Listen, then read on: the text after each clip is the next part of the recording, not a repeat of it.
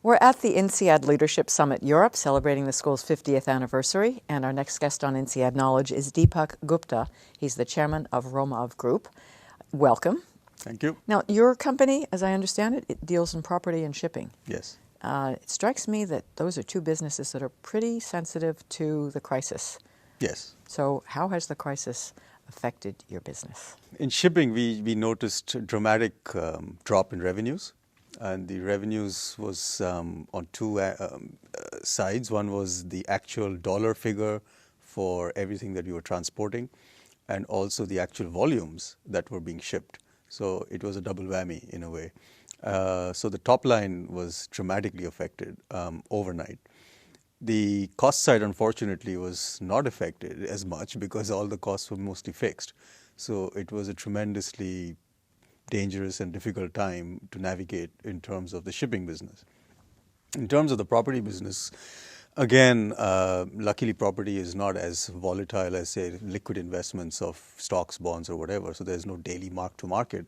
So what we realized, though, within 3 months of the initial shock was that valuations were coming down. So on the balance sheet, we had an issue in terms of figuring out asset values.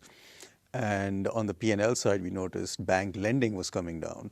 Banks were becoming much stickier in the amount they were lending, what covenants they were attaching to loan agreements. So it was a double whammy for the property business, one on the balance sheet side and one on the P&L side. What did you do? What we did was dramatic cost cutting in the shipping business. We tried luckily we had reserves built into the companies. So we basically had to survive on using those reserves to keep ourselves going. We did not downsize, we did not cut in terms of employee count or in terms of offices, but we just stripped out everything that could be stripped out without affecting employees and the company. Well, what can you cut? I mean, what, like, you're not cutting salaries. We just cut everything that could be: entertainment, travel, all the basics, all the overheads that can be, renegotiated leases for offices. In terms of the property business, we were very fortunate that, again, the entire portfolio, when we went into the crisis, was already locked in terms of tenancies, and so the top line was still there. The problem happened about 6 to 9 months down the road when we had to renegotiate all the fresh tenancies, where we faced an immediate drop in terms of dollar figures. Now, yours is a family business, and it's been either not that you've had virtually no debt. I mean, have you changed that at all? Or yes, we changed that. Basically, what we realized was on the shipping side, we could survive without debt because we don't have much assets. It's really a P&L driven business, so we managed to survive without any debt, actually.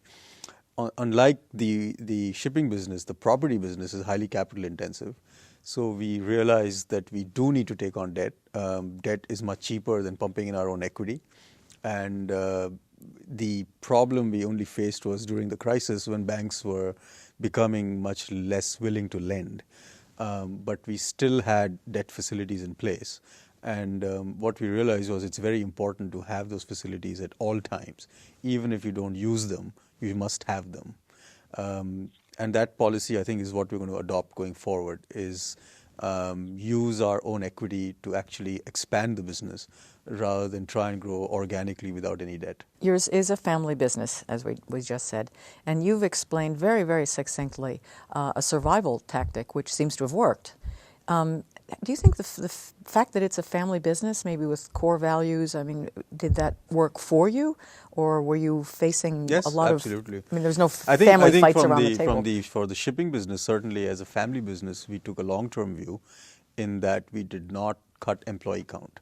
I think that's a very significant message that went out to everybody who works in the company. And that really helped us to cut the other costs, like travel and entertainment and all the other overheads, because people realized that if we didn't cut that, basically we would have to start cutting headcount. In terms of property, we are able to take a much longer term view. So we are able to do things that most investors wouldn't do. We take a view of 20 years, 30 years, unlike a 5-year term horizon for a normal property investor. In most of your business, I'm also curious, I would have thought that some of the Chinese business would have helped to counter the falling off a cliff, as it were, in the Western Europe and the U.S., or that didn't happen, or what? That didn't happen for us in the sense in our shipping business, we are primarily focused on exports out of South Asia into Europe and the US, because that's the segment we operate in. So when the US consumer stops consuming and the European consumer stops consuming, then that's it. It's a big problem for us. Do you see any evidence of that changing, or do you think we've At the moment, yes, the US consumer is coming back. The European consumer is coming back. Now, what's your outlook for the global economy? I mean, you have your finger on the pulse. I mean, you're moving goods around, and you've also got property. So, in terms of property, first we focus mainly in London, Singapore, and India. We are extremely bullish on all three markets in the segment we operate in, which is the high-end luxury residential markets. In all three markets, we are seeing significant upticks.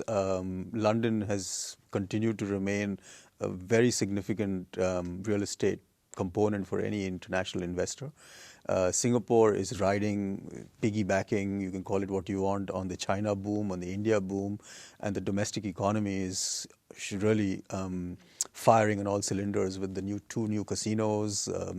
There's a significant shift in Singapore's economic activity.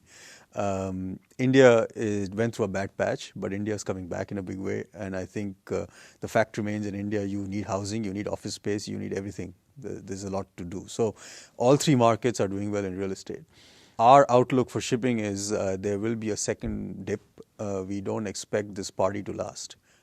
We think there are clouds on the horizon. So, what are some of those clouds that worry you? There's quite a few issues happening in the U.S. There's a lot of bank financing that actually is not going through to the small and medium-sized companies. There's a commercial real estate overhang, which nobody knows how it's going to play out. Then there's all the last 2 months, the issues in Greece and Spain and Portugal, etc., where we are seeing a second Lehman-style tightening of credit because banks will no longer lend. And if they do, they will, and if they get money, they'll just hoard it to save themselves. So the bottom line will be that consumer credit will come down. Consumers typically use their houses as a significant indicator of wealth, and the house prices are not going to go up as much. So we don't see them consuming. How about for your own corporate expansion? I mean, you must have plans to grow the company other than this crisis will end at some point. On the shipping side, we don't expand. Well, we can expand in the sense we can grow organically through top-line growth. And that's probably what we're going to be focusing on. One of the things we've realized in this last 5 years is the return on capital employed for shipping actually is pretty bad. It's like the airline business. So you do it for passion, but you don't really get much out of it. And lastly, if we want to remain in shipping, should we go backwards and start acquiring shipping assets, which are very cheap? On the real estate side, I think we are very happy in the space we occupy, which is investing in the high-end residential luxury markets of London and Singapore. But the future definitely is in India. I think we could significantly expand in India in terms of our geographic footprint, in terms of the type of real estate we do. So these will be the two key areas of expansion for us. You have been extremely generous with scholarships, both at Insead and at your undergraduate school of Carnegie Mellon. Why? The Insead gift is a scholarship, and it's a scholarship for a student from emerging markets. And I think the reason we did that is I strongly believe at Insead we are privileged to attract a unique bunch of people. And I think when I went to Insead, it was not as diverse as it is now. And I think going forward, we would need to further increase our diversity. And one of the things we can do is to bring in people who don't necessarily belong to the same socioeconomic strata of society. The gift that we did at Carnegie Mellon was actually not a scholarship. It was more to fund a program which is in the engineering school, which is to expand the horizons of the freshmen when they come into the school. As a family, we do a lot of philanthropy, and it has traditionally been ad hoc, it's traditionally been impulsive, it's traditionally been in the areas of health and spirituality. But my experience was that an organized giving program is far more productive and efficient compared to an impulsive ad hoc giving program. And secondly, a lot of the problems we see in society on health or spirituality or whatever actually has its roots in people not being educated enough. So that's the reason why I sort of took another leaf out of the philanthropy book, and I said, let's try and do it differently. And that sounds like it might have even been something, a chapter you took away from INSEAD when you were here. Absolutely. Thank you very much, Deepak Gupta, for being with us on Thank Insead you. Knowledge.